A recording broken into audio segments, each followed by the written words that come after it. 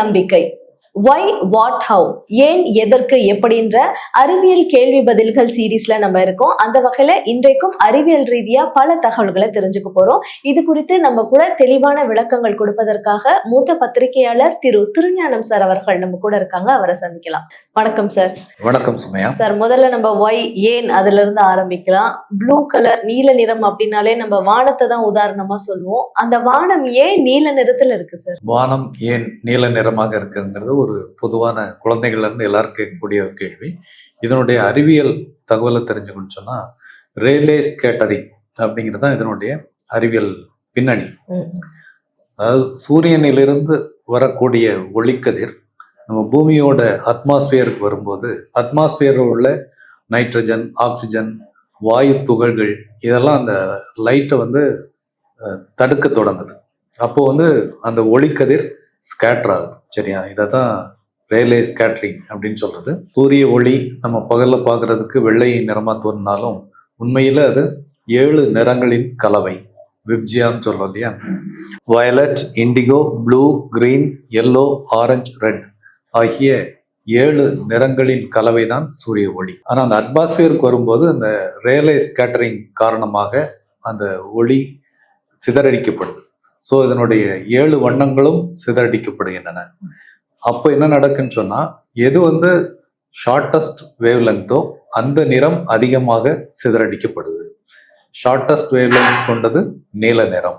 நீல நிறத்தின் அலைநீளம் 450 495 நானோமீட்டர். பச்சை ஒளியின் அலைநீளம் 495 570 நானோமீட்டர். ஆரஞ்சு ஒளியின் அலைநீளம் 590 620 நானோமீட்டர். சிவப்பு ஒளியின் அலைநீளம் 620 750 நானோமீட்டர். ஸோ மொத்தத்தில் மிக குறைந்த அலைநீளம் கொண்டவை நீல வண்ணம். ஸோ நீல வண்ணம் அதிகமாக சிதறடிக்கப்படுது. அதனால தான் நம்முடைய கண்களுக்கு வானம் நீல நிறமாக காட்சி தருகிறது. சார், அப்படின்னா சூரியன் உதிக்கும் பொழுதும் சூரியன் அஸ்தமனம் ஆகும் பொழுதும் அந்த ஆரஞ்சு நிறத்திலும் சிவப்பு நிறத்திலும் அந்த கதிர்கள் வருது. அப்போ வானமே ஆரஞ்சு அல்லது சிவப்பு நிறத்துல இருக்குல்ல, அதுக்கு என்ன காரணம்? இதுக்கும் அதே காரணம் தான். ரேலே ஸ்கேட்டரிங் சொல்றோம் இல்லையா? இப்பவும் சூரிய ஒளி அந்த 7 வண்ணங்கள் சிதறடிக்கப்படுகின்றன.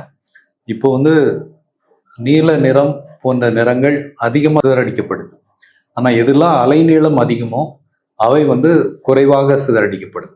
ஸோ நீண்ட தூரம் டிராவல் ஆகி வரும்போது இந்த நீண்ட அலைநீளம் கொண்ட வண்ணங்கள் அதிகமாக நம்ம கண்ணுக்கு தெரியுது. குறிப்பாக மிக நீண்ட அலைநீளம் கொண்ட வண்ணங்கள்னு சொல்லும்போது ஆரஞ்சு மற்றும் சிவப்பு வண்ணங்கள். ஆரஞ்சு ஒளியின் அலைநீளம் 590 620 நானோமீட்டர். சிவப்பு ஒளியின் அலைநீளம் 620 750 நானோமீட்டர். இந்த ஆரஞ்சு ஒளியும் சிவப்பு ஒளியும் தான் மிக அதிக அலைநீளம் கொண்ட நிறங்கள். ஸோ இந்த நிறங்கள் குறைவாக சிதறடிக்கப்படுவதால் இவை நம் கண்களுக்கு கூடுதலாக தெரிகின்றன. இந்த நீண்ட தூரம் டிராவல் ஆகி வரும்போது இந்த 2 வண்ணங்கள் மட்டும் அதிகமாக பளிச்சென்று நம்ம கண்களுக்கு தெரிகின்றன. சார், ஒய் இந்த செஷனுக்கான நிறைய விளக்கங்கள் எங்களுக்கு கொடுத்தீங்க. இப்போ வாட், என்ன அப்படின்றதுக்காக போகலாம். இப்போ கடல் நீர் உப்பா இருக்கிறதுக்கான காரணம் என்ன சார்? கடல் நீரின் உப்புத்தன்மை 3.5%. ஸோ 3.5% உப்புத்தன்மை கொண்டது கடல் நீர். காலங்காலமாக கிட்டத்தட்ட இதே அளவு இருக்கு. சரியா? இதற்கான அடிப்படை காரணம்னு எடுத்துட்டிங்கன்னா 2. ஒன்று, பாறைகள், மண் போன்றவற்றில் உள்ள அமிலத்தன்மையை கரைத்து ஆறுகள் கடலுக்கு எடுத்து வருகின்றன. 2வது, கடல் அடியில் இருக்கக்கூடிய எரிமலை போன்ற சில ஆக்டிவ் செயல்பாடுகள் இவையும் உப்புத்தன்மைக்கு ஒரு காரணமாக இருக்கின்றன. ஸோ இதில் சோடியம் குளோரைடு உள்ளிட்ட பல கனிமங்களும் கரைத்து வரப்படுவதால் இந்த கடல் நீரில் இந்த உப்புத்தன்மை தொடர்ந்து இருக்கு. இதுதான் கடல் நீர் உப்பாக இருப்பதனுடைய சயின்டிபிக் பேஸ். சார், அப்படின்னு பார்த்தோம்னா கடல் நீர் பல்லாயிரம் ஆண்டுகளாக ஆவியாகி வந்த நிலைமையில கூட அதனுடைய உப்புத்தன்மை மாறாம அப்படியே இருக்கே, அது எப்படி சார்? இது ஒரு இன்ட்ரெஸ்டிங்கான கேள்விதான். ஆண்டாண்டு காலமாக கடல் நீர் ஆவியாகி மேலே செல்கிறது, மழையாக பொழிகிறது. இந்த ப்ராசஸ் இருந்தால் கூட கடல் நீர் ஏன் தொடர்ந்து உப்பாக இருக்குன்னா, இந்த ஆவியாகும் போது உப்புத்தன்மையை விட்டு விட்டு தான் அது ஆவியாகுது. ஸோ மழை நீர் உப்புத்தன்மை அற்ற ஒரு நீராக தான் மேலே ஆவியாகி போகுது. ஸோ இது ஒரு காரணம். ஸோ உப்புத்தன்மை தொடர்ந்து அங்கே இருக்கு. இதை தாண்டி பல்வேறு பவளப்பாறைகள் அல்லது கடல் உயிரினங்கள் இவெல்லாம் உப்பை சாப்பிடுவதனால் உப்பு குறையலாமே அப்படின்னு ஒரு கேள்வி இருக்கு. அதுக்கும் பார்த்தீங்கன்னா ஒரு பக்கம் உப்பு குறைந்தால் கூட மீண்டும் மீண்டும் மழை நீர் ஆறுகள் மூலம் கொண்டு வந்து சேர்க்கப்படுது, உப்புத்தன்மை சேர்க்கப்படுது. ஸோ அதனால தொடர்ந்து கடல் நீர் உப்புத்தன்மையோடு தான் தொடர்கிறது. சார், அடுத்ததா ஹவ் எப்படி அப்படின்ற ஒரு செஷனுக்கு போகலாம். மனித இதயம் வந்து ஒரு அற்புதமான உறுப்பு, மனிதன் இயங்குவதற்கு ஒரு முக்கியமான உறுப்பு அது இருக்குன்ற பட்சத்துல அதுல வந்து அந்த ரத்தத்தை எப்படி அது பம்ப் பண்ணுது அப்படின்னு தெரிஞ்சுக்கலாமா?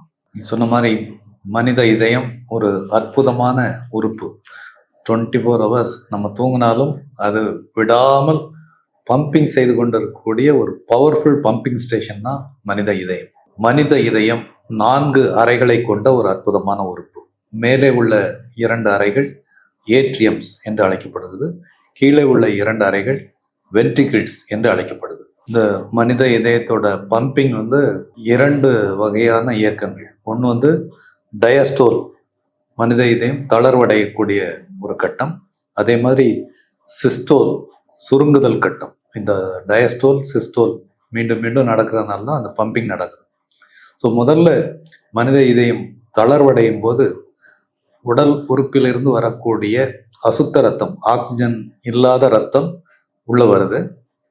ஸோ இந்த ஆக்சிஜன் குறைந்த ரத்தம் முதல்ல வலது ஏட்ரியம்க்கு வருது. வலது ஏட்ரியத்திலிருந்து வலது வென்ட்ரிக்கிளுக்கு இந்த ஆக்சிஜன் குறைந்த ரத்தம் போகுது. இந்த வலது வென்ட்ரிக்கிள்ல இருந்து எங்க போகுதுன்னு சொன்னா நுரையீரலுக்கு போகுது. நுரையீரல்ல அந்த வந்து ஆக்சிஜன் செலுத்தப்பட்டு புது ரத்தம் மீண்டும் இதயத்துக்கு வருது.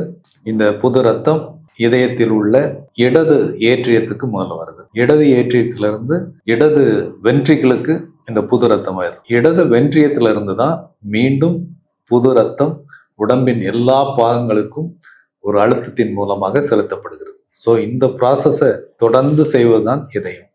ஸோ ஆக்சிஜன் குறைந்த ரத்தத்தை உள்வாங்கி இங்கிருந்து நுரையீரலுக்கு அனுப்பி சுத்திகரிக்கப்பட்ட ஆக்சிஜன் நிறைந்த ரத்தத்தை மீண்டும் உள்வாங்கி உடலின் எல்லா உறுப்புகளுக்கும் அனுப்பி வைக்கிறது தான் இந்த இதயத்தோட வேலை. இது 24 ஹவர்ஸ் தொடர்ந்து நடக்கக்கூடிய ஒரு அற்புதமான ஒரு பம்பிங் சிஸ்டம். 24 மணி நேரமும் இந்த வேலையை வந்து இதயம் பண்ணிட்டே இருக்குல்ல சார், கிட்டத்தட்ட எவ்வளவு லிட்டர் ரத்தத்தை வந்து இதயம் பம்ப் செய்துன்னு தெரிஞ்சுக்கலாமா? நம்முடைய மனித உடலில் கிட்டத்தட்ட ஒரு 5 லிட்டர் ரத்தம் இருக்கு. ஒவ்வொருத்தருடைய உடல்லையும் 5 லிட்டர் ரத்தம் இருக்குது. இது வந்து ஒரு நிமிடத்துக்கு ஒரு முறை இந்த 5 லிட்டர் ரத்தமும் சுழற்சியாக்கப்படுது. ஸோ இதயம் வந்து 5 லிட்டர் ரத்தத்தை, ஆக்சிஜன் குறைந்த ரத்தத்தை வாங்கி ஆக்சிஜன் நிறைந்த ரத்தத்தை உடல் உறுப்புகளுக்கு ஒவ்வொரு நிமிடத்துக்கும் ஒரு முறை 5 லிட்டர் ரத்தத்தை அனுப்பிச்சிட்டே இருக்கும். அப்படி பார்த்தீங்கன்னா ஒரு நாளைக்கு கிட்டத்தட்ட 24 ஹவர்ஸில் 8000 லிட்டர் ரத்தத்தை சுத்திகரித்து அனுப்புகிறது. ஸோ ஒரு மினி டேங்கர் லாரின்னு நினச்சிக்கலாம். ஒரு மினி டேங்கர் லாரிக்குரிய அளவுக்கு ரத்தத்தை சுத்திகரித்து அனுப்புது. இதே வந்து ஒரு ஆண்டுக்கு 30 லட்சம் லிட்டர் ரத்தத்தை சுத்திகரித்து அனுப்புது. அதாவது கிட்டத்தட்ட 365 டேங்கர் லாரிஸ்ன்னு எடுத்துக்கலாம். அந்த அளவுக்கு கொள்ளளவு கொண்ட ரத்தத்தை சுத்திகரித்து அனுப்புது. ஒரு மனிதனின் ஆயுட்காலம் 80 ஆண்டுகள்னு எடுத்துட்டிங்கன்னா இதயம் வந்து 25 கோடி லிட்டர் ரத்தத்தை பம்ப் செய்து அனுப்புது. அதாவது 30,000 டேங்கர் லாரிஸ் அந்த அளவுக்கு கொள்ளளவு கொண்ட ரத்தத்தை சுத்திகரித்து அனுப்புது. ஸோ உண்மையிலே ஒரு பிரம்மாண்டமான பணியை மனித இதயம் நமக்கு தெரியாமலே எவ்ரி மினிட் செய்து கொண்டே இருக்கு. ஃபைன் சார், அறிவியல் ரீதியான பல உண்மைகளை இன்னைக்கு இந்த சீரீஸ் மூலமா நாங்க தெரிஞ்சுக்கிட்டோம். ரொம்ப நன்றி சார். நன்றி சுமையா.